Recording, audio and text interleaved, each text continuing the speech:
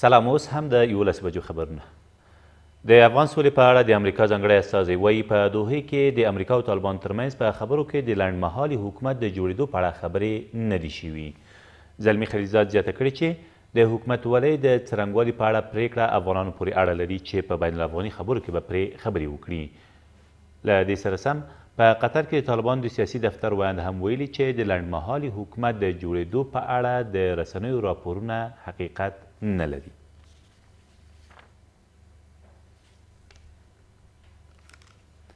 په افغانستان کې د امریکې سفیر وایي تر هغې چې واشنګټن ډاډمن نشي چې د افغانستان له خاورې امریکا نه ګواښل کېږي خپل ځواکونه نه باسي.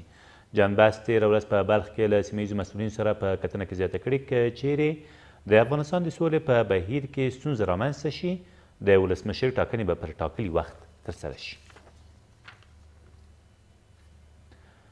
یو 15 کلن ماشوم په کندوز کې د انسان تښتونکو له منګولو وژغورل شو. د کندوز د امنیه قمندانۍ ویاند وایي دغه ماشوم چې محمد نومیږي یوه اونۍ مخکې د تخار له مرکزه د خپلوانو لخوا د کورنۍ ستونزو له امله تښتول شوی و. بلاخره تېر مازدیګر د کندوز د امام صاحب ولسوالۍ له شاوخوا سیمو د پولیسو په ځانګړو عملیاتو کې آزاد او بیرته یې کورنۍ ته سپارل شوی دی. د نوموړي په وینا د دغې پیښې په تړاو 2 کسان هم نیول شوي دي. داخل باغ آمریکا 5 آگوست با بسته بود داخل باغ انداخته بود. این کودک از مربوطات ولسوالی امام صاحب از قریه گوگریا این طفل به دست آمده. به ارتباط قضیه 2 فرد اختطاف کننده بازداشت شده تحت نظارت پلیس قرار دارد.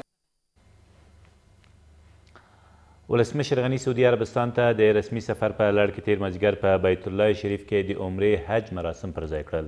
د ولسمشرۍ مڼۍ د رسنیو دفتر د معلوماتو له مخې ښاغلی غني تر هغې وروسته جدي ښار ته ولاړ او ټاکل شوي د نن ورځې په اوږدو کې د حرمین شریفین خادم ملک سلمان بن عبدالعزیز او د دغه هیواد له یو شمېر نور چارواکو سره هم جلا جلا کتنې ولري. ولسمشر تېره ورځ د یوه لوړپوړي دولتي پلاوي په مشرف یو رسمي سفر دغه هیواد ته تللی دی. د سویلي سالنګ د نږدې 10 کیلومتره د بیا کریډ کولو چارې تېره ورځ پیل شوې. د سالنګونو د ساتنې او څارنې مسؤلین وایي دغه سړک چې د سویلي سالنګ د تونل له خولې تر اولنګ سیمې رسیږي د ترانسپورت وزارت له لوري جوړیږي. د سرچینې په وینا که چیرې ورښتونه پیل شي نو دغه سړک به په یوې میاشتې کې بشپړ او ګټه اخیستنې ته وسپارل شي. یادو مسؤلینو دغې لارې له موټر چلوونکو غوښتي چې په یاده سیمه کې نظم مراعات او د موظفینو لارښوونو ته په جدي توګه پام وکړي.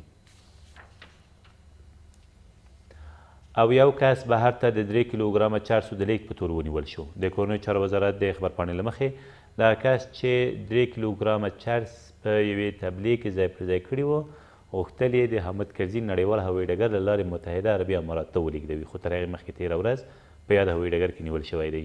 ویل کېږي له نیول شوي کسه اوس هم پوښتنې روانې دي. دا ورته د دې مهاله وروستي خبرونه تر بیا مو الله مل.